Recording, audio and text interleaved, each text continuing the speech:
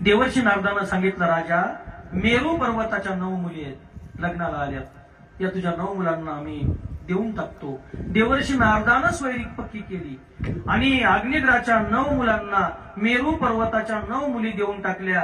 आणि पुढे मुलं वाहिले निघाले, 9 मुलं. आणि जम्बूद्वीपाचे किती तुकडे झाले? 9 तुकडे झाले जम्बूद्वीपाचे, 9 हिस्से. आता या 9 हिस्सापैकी एक हिस्सा म्हणजे आपला भारत देश आहे. लक्षात घ्या, या जम्बूद्वीपाचे 9 हिस्से झाले, या 9 हिस्सातला एक हिस्सा म्हणजे आपला भारत देश. आणि हा एक हिस्सा प्रत्येकानं आपापल्या हिस्साचे नावं ठेवले. आता आपल्याला त्या 8 भावाचा विस्तार करायचा नाही, आता फक्त आपल्याला आपल्या देशावर यायचं. सर्वात मोठा मुलगा नाभी, या नाभीच्या पत्नीचं नाव आहे मेरू देवी.